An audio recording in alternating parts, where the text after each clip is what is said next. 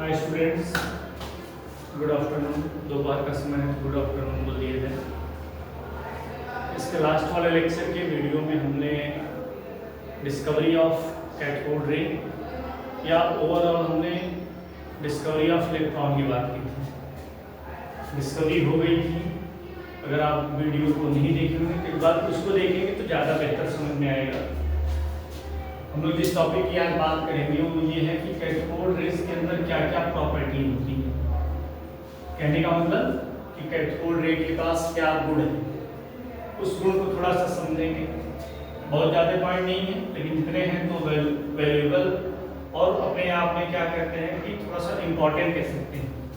लेकिन इन सब सारे पॉइंट को समझने से पहले हमारे दिमाग में क्लियर होनी चाहिए कि डिस्चार्ज ट्यूब कुछ इस तरीके से थी जो अल्टीमेट कन्वर्ट हो गई थी कैथोड रे ट्यूब में, और यहाँ पे हमारे पास कैथोड था, दूसरी तरफ परफोरेटेड एनोड है, यहाँ पे हमारे पास इलेक्ट्रिकल सोर्स है, ये वैक्यूम पंप हो गया।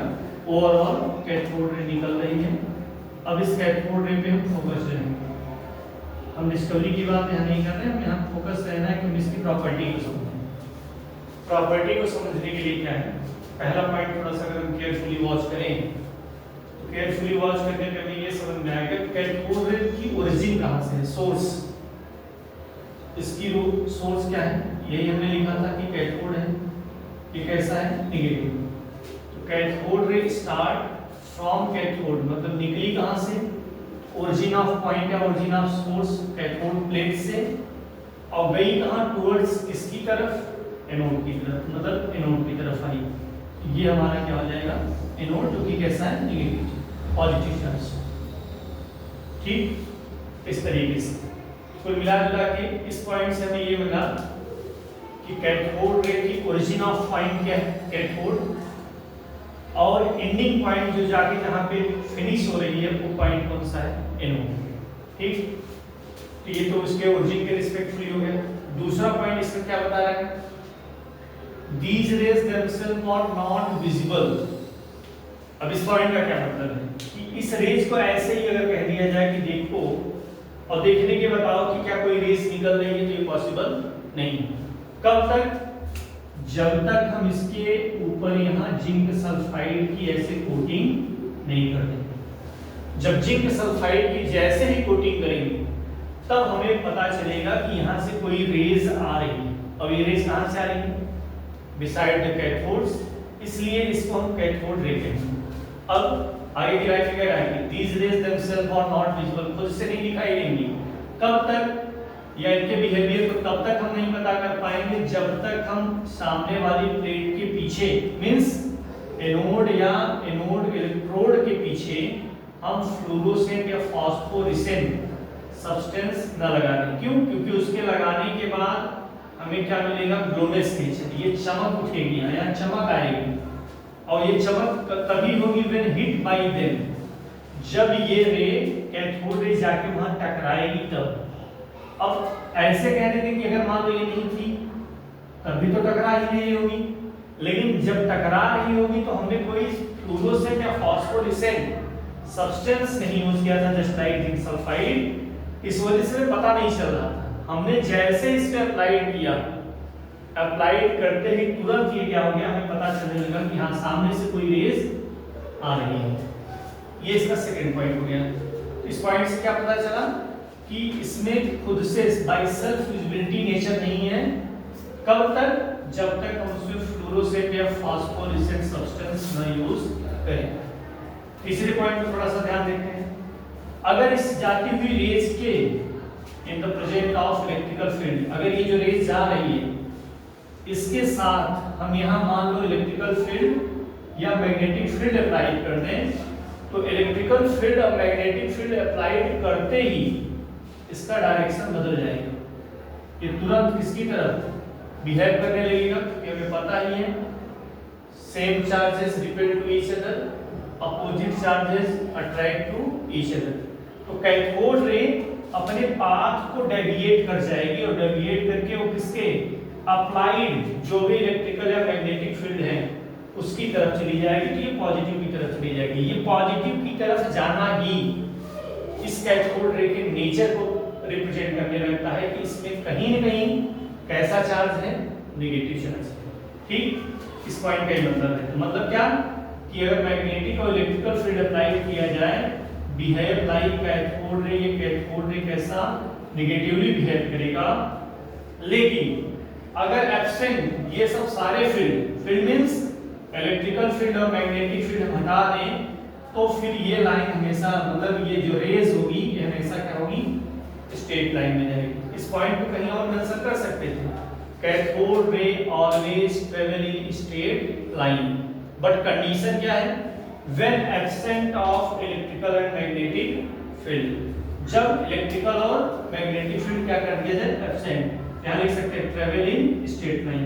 ये चौथा पॉइंट हो गया। पांचवा क्या, कैथोड रे कंसिस्ट ऑफ, मतलब वो कैथोड रे बनी हुई है, किससे मिलकर बनी होगी, कंपोजिशन निगेटिवली चार्ज पार्टिकल, उसी को हम क्या कहते हैं, इलेक्ट्रॉन। अब जाके यहाँ पे हमने इसको क्या कहा, इलेक्ट्रॉन। इसके पहले कहीं इलेक्ट्रॉन हमने नहीं कहा, ओवरऑल यहाँ आके कह दिया कि ये इलेक्ट्रॉन है। फिर cathode ray having particle nature, ये कैसे पता चला, अगर हम इसी के बीच में एक लाइट पैडल लगा दें, एक हल्का सा पैडल कोई लगा दे इस तरीके का, तो they have tendency to rotate, ये क्या कर देगा, इसको घुमा देगा। अब घुमाने का मतलब है कि कहीं न कहीं इसके अंदर कौन सा नेचर है, पार्टिकल नेचर है। ठीक, उसके बाद एट लास्ट पॉइंट पे पहुंचते हैं हम, cathode rays does not depend nature of electrode and gas. Cathode ये जो रेज है इस बात पर बिल्कुल नहीं निर्भर करती कि इलेक्ट्रोड हम कौन सा यूज किए हैं। ठीक, और दूसरी चीज, इलेक्ट्रोड मतलब किस चीज का इलेक्ट्रोड है, ऐसा नहीं कि इसको परफोरेटेड था जिसको आप ऐसे इस तरीके से कर रहे हैं, ये सीन यहाँ नहीं है। यहाँ ये बता रहे कि इसका नेचर कैसा है, इस पे नहीं डिपेंड करता। कौन सी इसमें गैस है, इस पे डिपेंड नहीं करता। गैस कोई भी हो, कैथोड रे अगर है तो ओरिजिन होगी। वो अलग बात है कि अगर दूसरी गैस हम लेते हैं तो उसका जो प्रेशर हमने लास्ट टाइम मेंशन किया था, वो प्रेशर के रिस्पेक्ट में उसका प्रेशर और कम भी करना पड़ सकता है या फिर थोड़ा सा ज्यादा होगा, ये हो सकता है। लेकिन कैथोड रे बिल्कुल इस बात पे निर्भर नहीं है कि इलेक्ट्रोड का नेचर कैसा है और गैस का नेचर कैसा है। ओवरऑल कंक्लूजन हमको क्या मिलता है इस पूरी प्रॉपर्टी से, ओवरऑल कंक्लूडेड है एवरी एटम, जितने भी एटम की हम बात करेंगे उसके पास क्या होगा, इलेक्ट्रॉन होगा। इसका मतलब एटम का जो बेसिक कंस्टिट्यूएंट है वो क्या है, अपने आप में उस एटम का बेसिक कंस्टिट्यूएंट, उसको हम बोलेंगे क्या, इलेक्ट्रॉन कहेंगे। तो ये प्रॉपर्टी किसके रिस्पेक्ट में है, कैथोड रे। तो कैथोड रे को लेके अब पूरा कॉन्सेप्ट, मतलब ओवरऑल हम इलेक्ट्रॉन की बात कर लिए हैं। अब इसके आगे का जो टॉपिक हम लोग पढ़ते हैं वो हम इलेक्ट्रॉन के ऊपर चार्ज E और इसके बाद E/m रेशियो निकालते हैं। इसमें आएगा ऑयल ड्रॉप एक्सपेरिमेंट, तेल बूंद परीक्षण। उस ऑयल ड्रॉप एक्सपेरिमेंट से हम पता लगाएंगे कि कितना उस पे चार्ज है, कितना उसका मास है, इन सब चीजों को हम पता लगाएंगे। लेकिन ये आगे के लेक्चर में, आगे के वीडियो में। ठीक, यहाँ पे केवल क्या है कि हमारे पास कैथोड की क्या क्या प्रॉपर्टी है, और इसको याद रखने का तरीका हम लोग अभी से जानते रहेंगे। हम लोग के पास क्या है, द गोपचंद।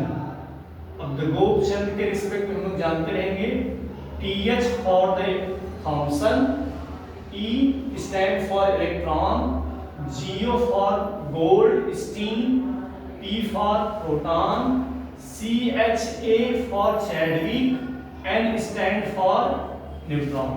तो ये हम लोग जानते रहेंगे। इसके पुराने कॉन्सेप्ट में भी है, ईंट पर मैचिंग हो, लेकिन रदरफोर्ड के साथ थोड़ा सा एक्सेप्शनल केसेस वजह से गोल्ड स्टीन को ज्यादा वैल्यूएबल मानेंगे और इन्हीं को हम याद रखेंगे प्रोटॉन के साथ।